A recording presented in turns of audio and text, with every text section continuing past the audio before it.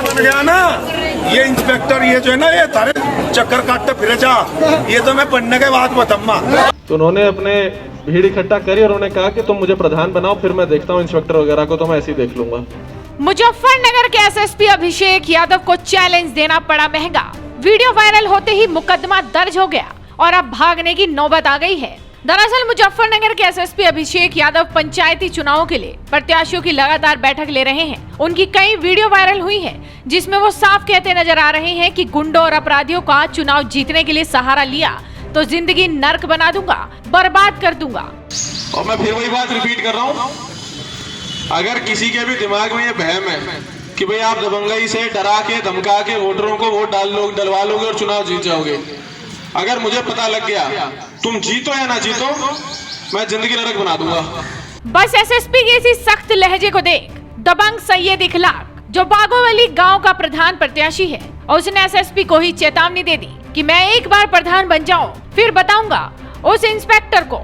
सिखाना चाह रहा, आप मेरा साथ देंगे नहीं?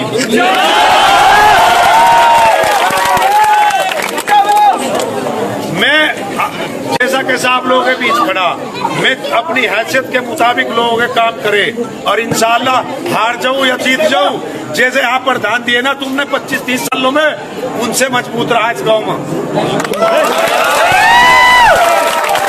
अगर प्रधान बन गया ना, ये इंस्पेक्टर ये जो है ना, ये तारे चक्कर काटते फिरे जा, ये तो मैं बनने के बाद बताऊंगा।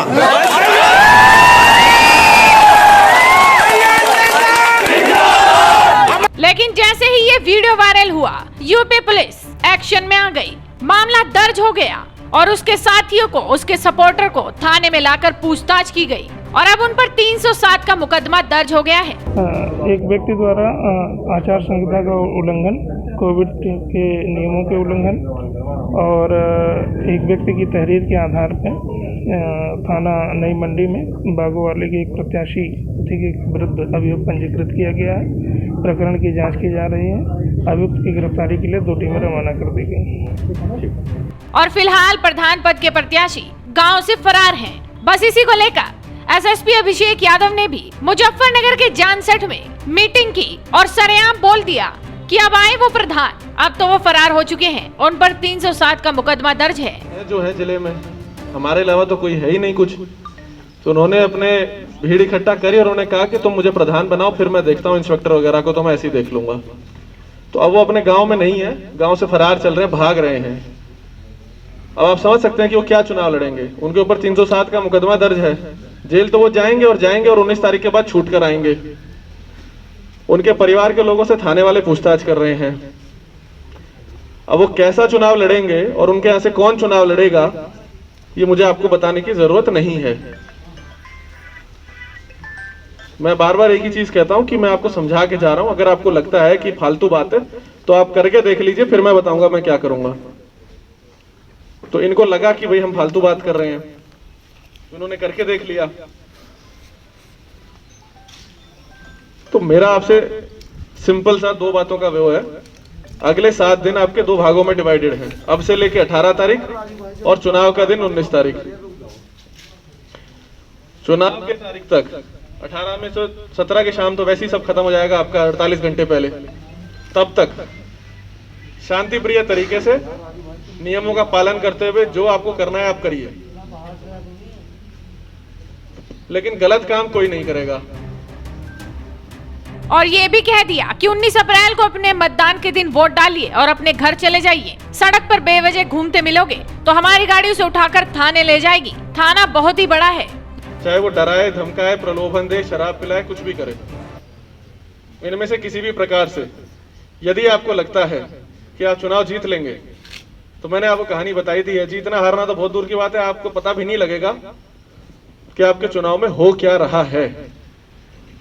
दूसरी चीज है 19 तारीख, अपना वोट डालिए और घर जाइए। एक लाइन की बात है, जिसके समझ में आ गई ठीक है, नहीं समझ में आई तो हमारी गाड़ी घूमेगी। हमने बताई दिया ऑलरेडी, गांव आपका सेंसिटिव है। फोर्स और गाड़ियां डबल संख्या में लगेगी, यहाँ घूमेंगे आराम से।